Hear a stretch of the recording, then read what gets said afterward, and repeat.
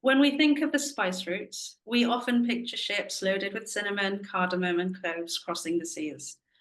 But these routes carried so much more than goods. They carried philosophies, rituals, healing practices, and worldviews that traveled across cultures. And for me, this image offers a metaphor of therapy itself, an exchange of ideas and traditions that move between people and places. And these routes weren't always free and open. Colonial empires, the British, Dutch, Portuguese, controlled and redirected the flows.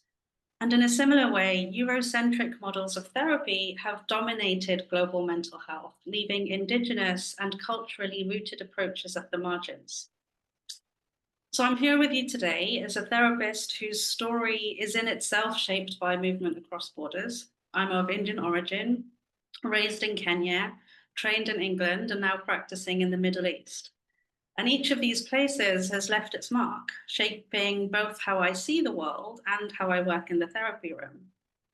So the spice route then is not just a historical metaphor. It's also a map of my own journey, marked by migration, cultural dislocation, and epistemological crossings, sometimes towards Eurocentric traditions and sometimes towards indigenous ones. And working in the Middle East has shown me just how layered these regions' histories are. Even the term Middle East carries tension. It's a label born out of imperial maps that placed Europe at the center, and alternatives like West Asia or Southwest Asia and North Africa or the Arab region. These terms are increasingly used, but each has its limits. Some aren't widely known, others exclude countries, and none really capture the full diversity.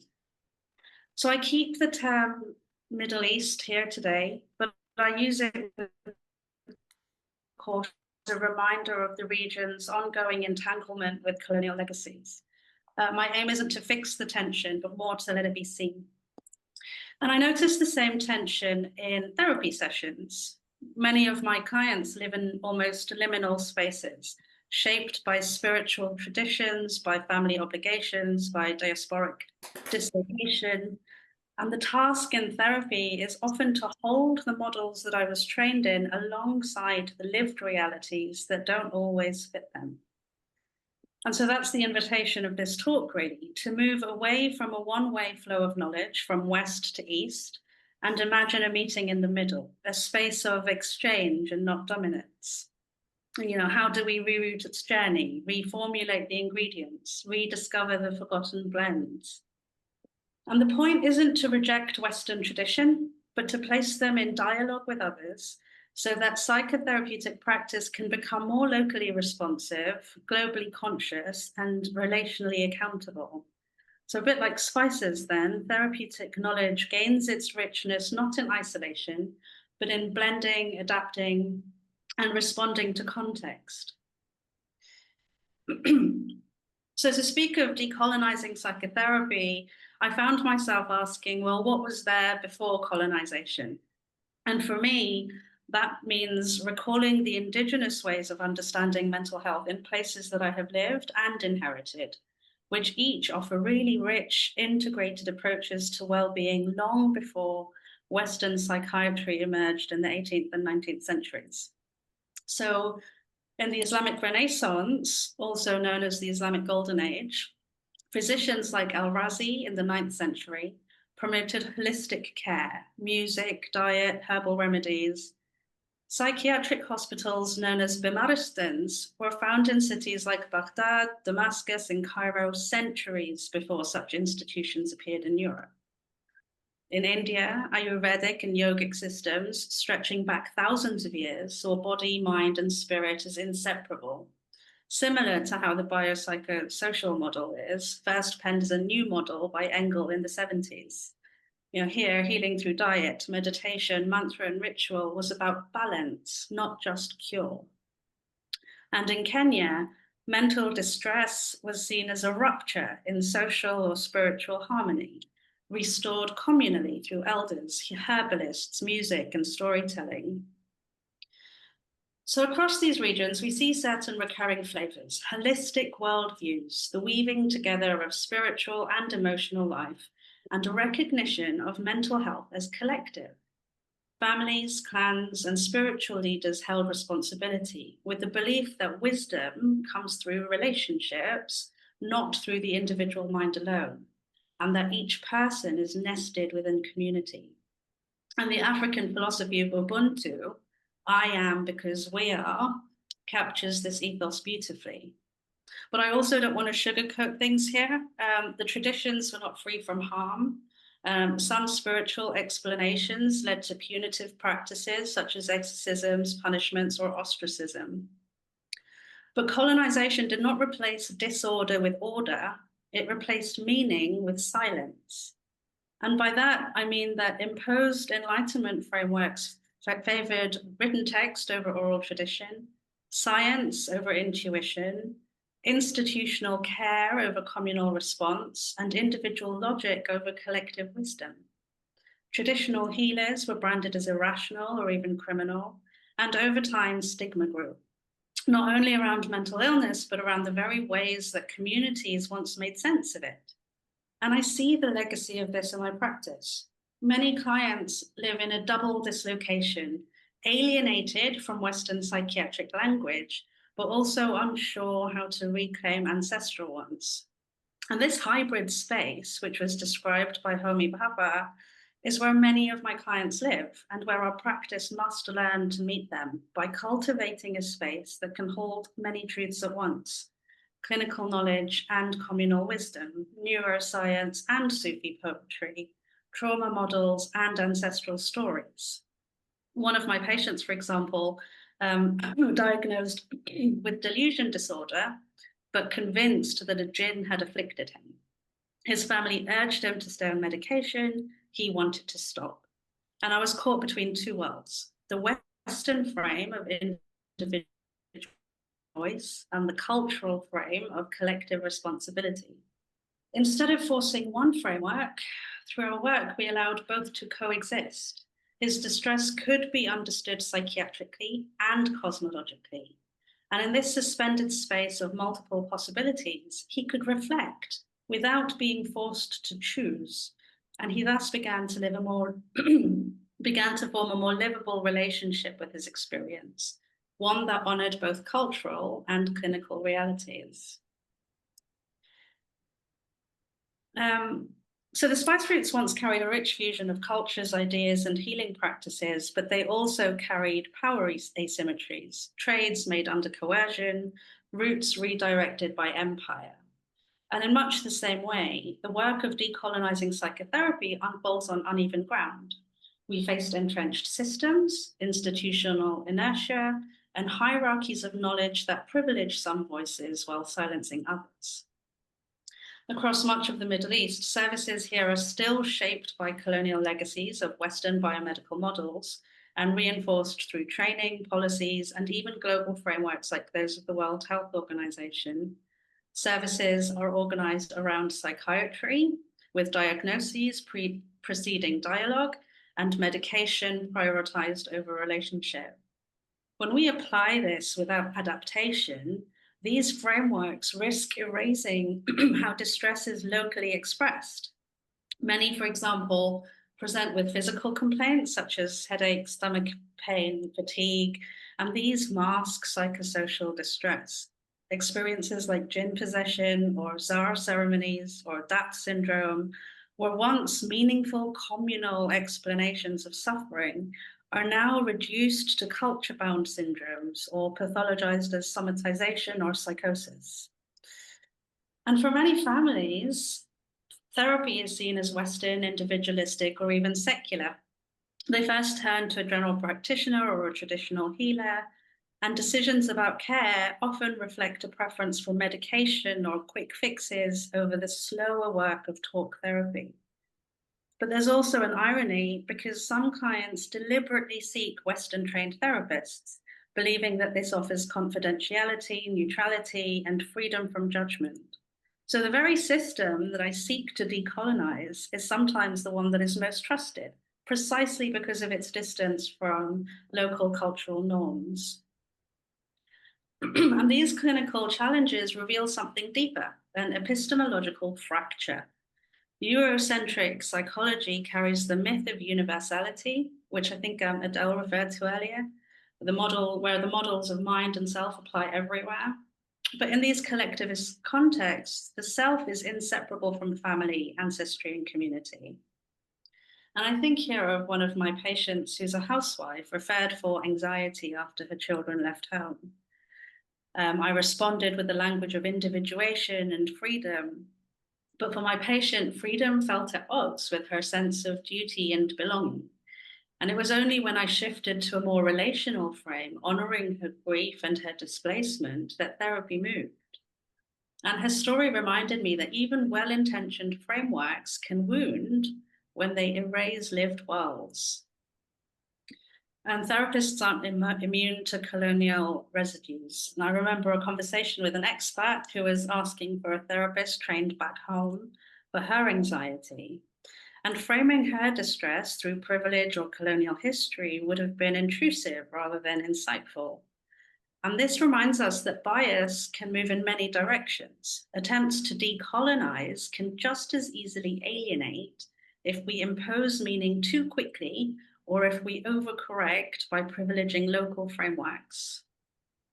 Ngugi wa Thiong'o calls colonial alienation the rupture that occurs when one's own language and worldview are displaced by foreign systems. And I think here of a 26-year-old Arabic transgender man I work with. Back home, he managed well with a bipolar diagnosis and medication, but in the UK, seeking asylum, his story fractured. He spoke in fragments of English, Arabic, and silence. He didn't feel at home in Western diagnostic language, nor in the LGBTQ plus frameworks that celebrated individual freedom. And I experienced him at times to be like a ghost in the room, hovering and unable to land. During a period when he was particularly unwell, his mother phoned me in tears from abroad, and she said, in our country, no one would leave someone wandering the streets alone and unwell. In England, everyone just walks past. And that contrast captured the loneliness he carried. What he needed wasn't more diagnostic clarity or coping strategies, but a space for his pauses, for his metaphors and silences, for these to be honored as meaning and not dismissed as repression. Decolonizing here meant stepping out of the expert role, and as Fanon says, listening from the wound. So you've got about well, it's about 24 minutes past now. So can you winding up? Yeah. Okay, a few more minutes, almost there. This is the penultimate slide. So if colonialism narrowed knowledge into a single flow, then decolonizing means reopening the ports, allowing many healing traditions back into circulation, a therapeutic spice blend, if you will, rooted in local soil and open to global aromas. Decolonial practice is not about cultural add-ons, but recognizing other knowledge systems as foundational. So in the Middle East, that would include Islamic psychology, which centers ideas such as nafs or fitra or ruh, framing distress as disconnection rather than disorder. And for me, storytelling has become a profound tool. A supervisor once reflected to me of a client that her pain might have come from not being the center of her own story, but the side character in someone else's. And this really struck me. Growing up with Kenyan communal storytelling and Indian mythologies, I learned that stories are not just personal, they're a collective memory. And in therapy, inviting clients to see themselves as part of a longer tale can ease dissonance and help them locate meaning. And language itself is both the site of healing and harm. Words like self-actualization or boundaries don't always resonate. Some clients struggle to express their distress in English, not because it's not their first language, but because the words themselves lack the nuance of cultural idioms. So I often ask, well, what do you call it? What does your grandmother call it? And the answers reveal different landscapes of pain and possibility. The in-between space of hybridity, therefore, doesn't have to just feel fractured, but also fertile. Ambivalence, for example, is not just pathology, but creativity, a place where new meanings can be forged and where clients can piece together coherent narratives of self that embrace rather than fragment their cultural inheritances. So decolonial practice requires not just cultural competence in the sense of mastery, but also cultural humility, a willingness to be unsettled, to listen better, to acknowledge power and difference, and being willing to have difficult conversations about race, culture, power, naming differences, welcoming critique, and helping clients and letting clients help shape their frame of work.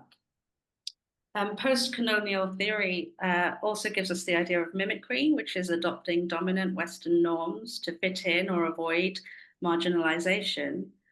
Clients present with the right language, for example, the diagnoses or self-help vocabulary, while withholding the deeper, more culturally rooted expressions of their feeling. And I've mimicked too, adopting structures of Western academia, revering frameworks that sometimes dislocate me from my own roots, while also carrying pride in my education, ambivalence about my training, and a deep responsibility to the cultures that I serve and align with.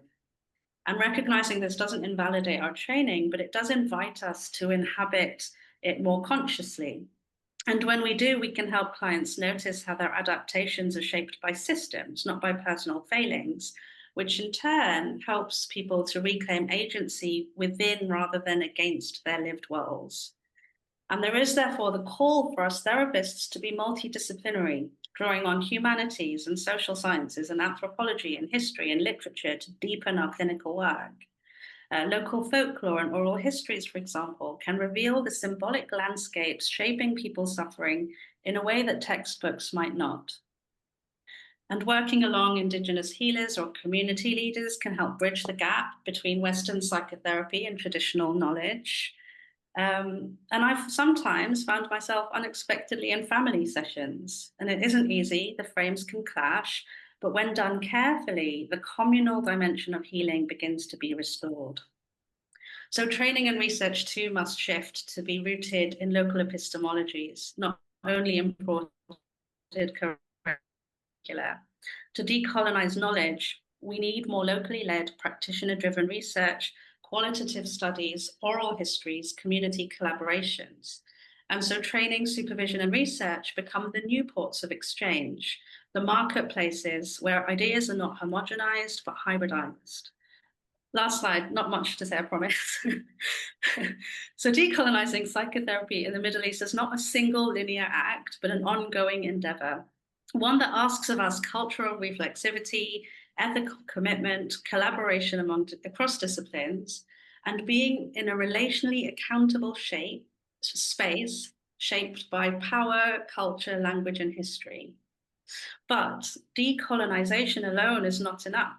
To dismantle without restoring leaves a void. What is needed is re-indigenizing, rooting practice once more in the knowledges, values, and traditions of the places where we work. Re-indigenizing asks us to draw on local epistemologies, Islamic psychology, storytelling, communal healing, ancestral wisdom, again, not as cultural add-ons, but as foundations. And this doesn't mean rejecting Western thought. It means blending without diluting, honoring without essentializing, and listening without collapsing difference into one tongue. It asks us to invite multiple truths into the room, to let hybridity and in-between spaces become sites of fertility, not fracture. And it asks us to extend this beyond the consulting room into training, research, policy, and community life.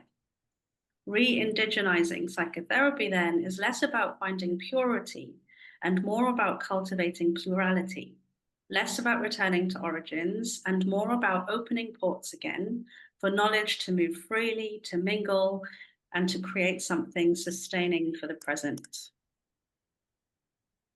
Great. Thank you very much. Thank you. That's yeah, thank you for they're very, very interesting. And any thoughts and comments very quickly? I mean, we do have to move on right away.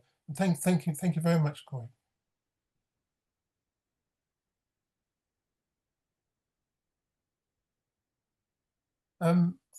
Hi, Gauri. Can I just say something? I don't know. It sounded like you have it all sorted. And I'm sure that's not what you mean. You know. No, I think it's definitely messy. It's not linear. I've not got it sorted, but I think being able to reflect on some of the dynamics that unfold, I think reveal the messiness. I've probably packaged it a little bit too tightly for a 15-minute talk, but Well, it yeah, sounds really my good. hands are in the dirt. Yeah, that sounds really good. Yeah, thank you. See, Western medicine and psychiatry seems to be, or seems to try to be, very much evidence-based. Double-blind trials and all these odds and sods. So I suppose one would need to show that there is some evidence of the effectiveness of these indigenous techniques. One instinctively feels they are effective, but it would be nice to see some sort of actual evidence that they are. And I think that's where research has to really improve. I've been to a few research symposiums here, and again, they're all framed within this psychiatric discourse upon which our mental health services are framed around. There was no qualitative studies, for example, no case studies, no kind of indigenous voice coming through. So the evidence is still, in my eyes at least, quite Western and not enough of a local routing, I think.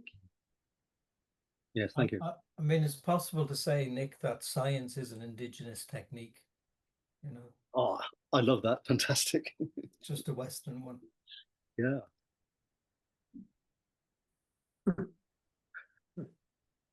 Isn't some of the evidence there, though, that in a lot of more indigenous communities, therapy, like psychotherapy and psychiatry, isn't really needed? You know, or it isn't something because there's a more communal model rather than being an individualistic model, that perhaps the notion of a therapeutic experience isn't necessarily something that people are aware of, other than us in the West, who see that as like the only model and way. I think it depends on what you define as needed. I think, you know, with there's so much Western influence, especially where I'm working at the minute, that it is seen potentially as a luxury. And I think that's where it's part of what we do, not just what we do. Does that make sense? It's kind of... Yeah, I've heard too from therapists who've got quite a bit to do in New Zealand. They talk about what the Maoris do, and actually they say that what the Maoris do is as effective as whatever it is that we do.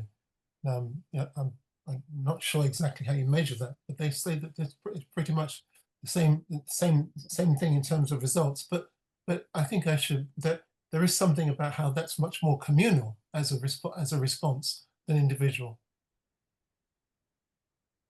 Worth also mentioning that in Britain we have the Islamic counseling training, which is now an official recognized training, and it works exactly with what Gauri was talking about, kind of implementing a tradition of healing and a cultural sense of Islamic belonging and everything into the experience of people who are therapized in Britain. So it's worth looking up. They're a very interesting lot. Yeah. Okay. Could you say anything about Doha, how it is in Doha? Sorry, again? Could you say anything about Qatar, about what it is like to be a therapist in Qatar? Well, I would love you to, but there's a bit of me that says we're at the we're at the time when we need the next person. So I'm very sorry, but so let's come back to that if we can. Maybe in a small group. A small group.